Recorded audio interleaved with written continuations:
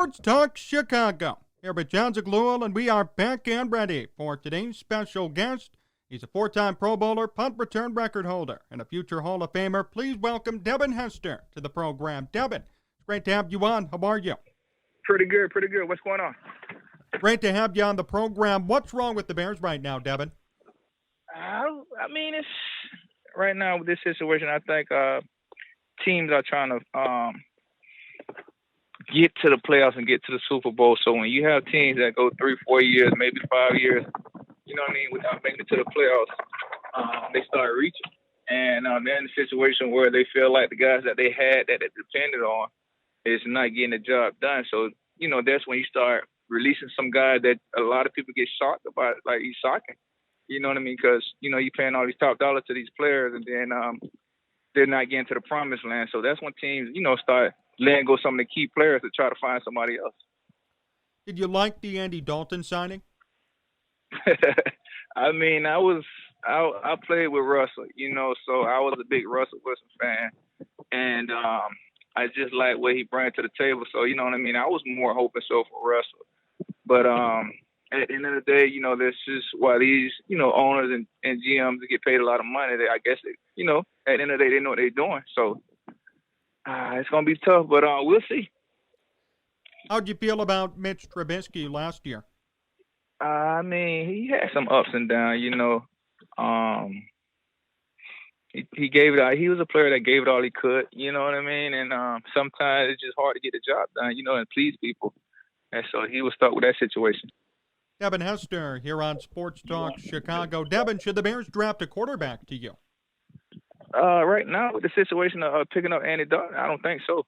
I think you should just stick with what you have. You picked a guy that has the experience and played in the league. So I think with this situation, it's not like they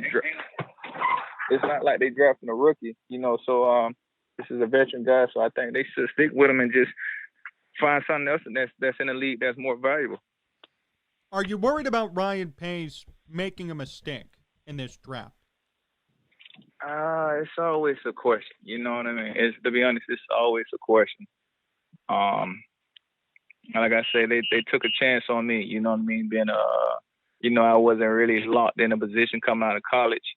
I had some spur moments at the cornerback situation, and you know, my whole junior year, I didn't even play a lot at cornerback. So they took a chance on me, and you know, sometimes taking a chance is really, really what you have to do. Sometimes the guy that's rated higher doesn't perform. So at the end of the day, it's all about that player that you draft, and if you can see some type of specialty in them, some type of that just draws your attention and makes you say that this is a guy we can't pass up, then I say go for it. But do I feel nervous? Yes, I do. What was your draft experience like? Take us through it. It was nerve-wracking for a player. I actually was getting drafted by, a lot of people don't know, I ended up getting drafted like the Titans. They called me and congratulated me for Tennessee Titans and everything, and you know, was getting my information and flight them and everything to go to the facility. And the last 5 seconds on the clock, they went in another direction, and they told me, you know, Devin, we got 5 seconds left. I apologize, we're gonna go in another direction, just like that, and hung up. So from that point on, you know what I mean, that for me it was kind of a bad experience, you know what I mean, because I getting drafted at that time, and then team just out of nowhere said, "Now we're going in another direction," with the last 5 seconds on the clock. So for me, it was a bad experience. But at the end of the day, I do believe that things happen for a reason. You know, who knows how my career would have turned out with Tennessee Titans. But, you know, overall, after my rookie season, I couldn't complain. Wow, how'd you feel after that? I didn't know about that story.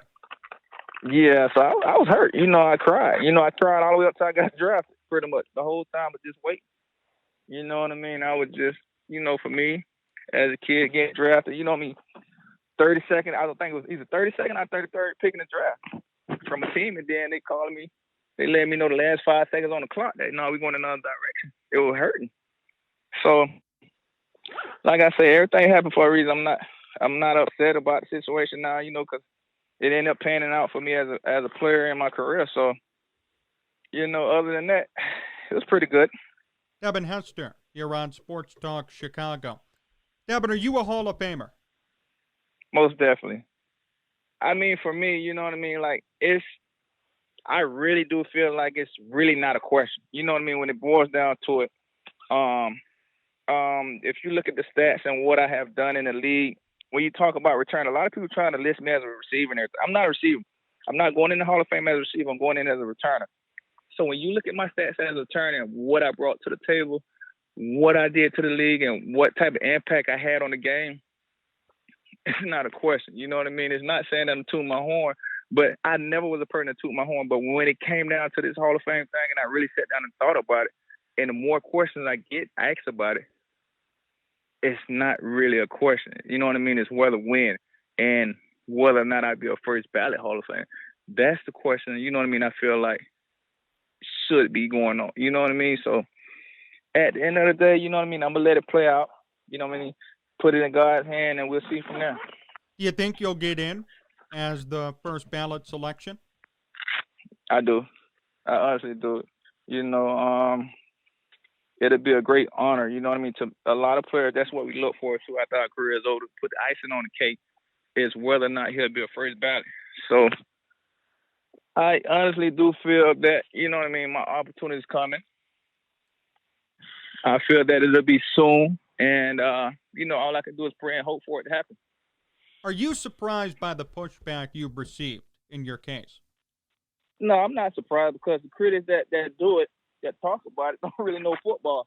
The ones that, the ones that talk about it, that saying that, you know, I shouldn't be a Hall of Famer. When you look at those guys and what they have done in their lives, you know what I mean, they're not really football. They're just analysts that don't really know football like that. You have to look at the details and what I've done in the league. And when you do that, it's not even a question. Let me ask you this. What about the distinction that you've seen between best kick returner and best punt returner? Are you both, or is there a difference to you? To me, they're a little different. You know, some guys are good at kickoff return but struggle at the punt return. I think in my category, I was good at both. You know, because you rarely have a returner that does good at kickoff returning, but you know, struggles at punt return, or vice versa. I was in a situation, you know, where I was blessed to be on great special team coach Dave, and then, you know, with my talent and where I was able to utilize it, made me so successful at just being a great returner, period. Why do you think that's being said? You know, there have been arguments, Devin, in which people have said Josh Cripps is a great returner, great kick returner. Cordero Patterson, great kick returner. Some people have said you're not a good kick returner, you're just a good punt returner. What do you say to those critics? Go watch film. You know, when you watch film and you see, people say, okay, well, he only had 5 kickoff return, right? But when you look at when they did kick it to me, what did I do? Or when they kicked it out of bounds, I kicked it deep in the end zone. Okay, that's when people don't watch the game, they look at the stats. When you watch the game, okay, let a team kick it right down the middle to me. And then you come up with the quote of why these teams kicking it. And so when y'all say stuff like, when the announcers and stuff say stuff like that, the coaches hear that. You know what I mean? That type of stuff the coaches hear. So they say, at the end of the day, we're not going to kick it to him. We're going to squib kick it, or we're going to kick it out of bounds, or we're going to kick it in the corner where he can't return it. And that's when that's when the stats started to drop. Like, when they guys was kicking it to me, you know what I mean? I was taking them back 1 out of 3 times.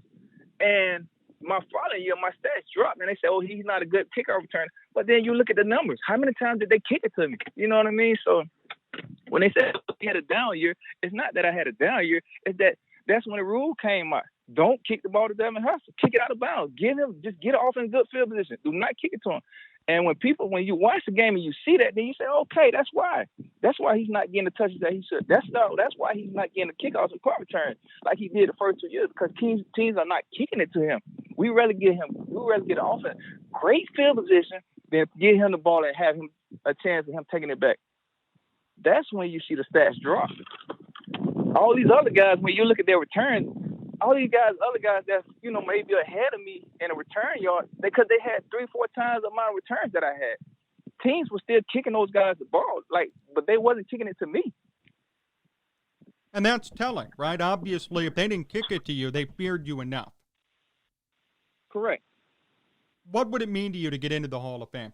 It would mean the world, you know what I mean, for me as a player. And just to, my career alone, you know what I mean, be able to play in the Super Bowl, unfortunately was able to win it, but to make the Pro Bowl. And right now, to be honest, me making the top 100, when I sat in the banquet and had our, to get the opportunity to sit in the banquet and get our burgundy jackets for the top 100, a lot of the players in there, you know what I mean, when you sit around those guys and you talk, they're going to tell you right away, this is better than the Hall of Fame. You don't realize what you have done right now. You making the top 100 at the end of the day. If you don't make the Hall of Fame, everybody in this room made the Hall of Fame. So what did I tell you? It's no question that you should be in the Hall of Fame. Players of NFL all the time, and you make the list, why is it a question that you're not going to make the Hall of Fame?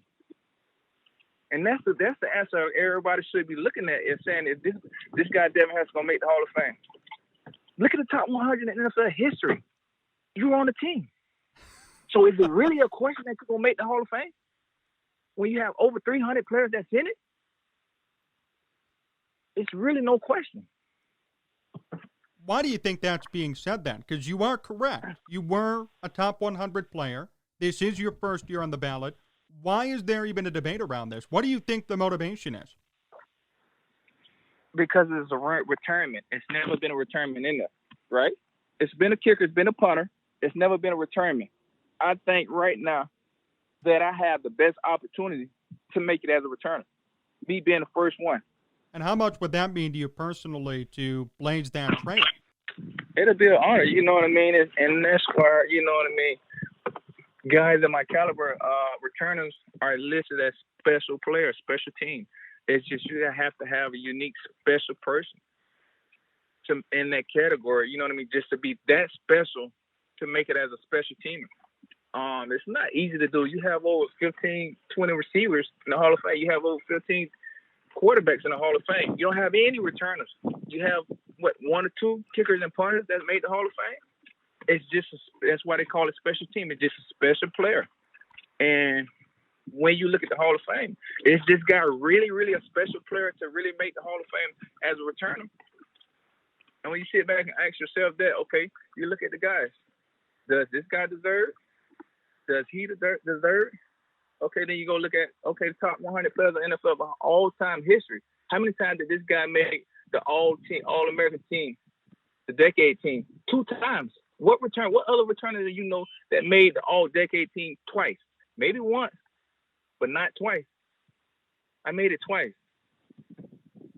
I made the All-Decade team. That's 20 years, right? So to make it 20 years and really only play 11, that's impressive.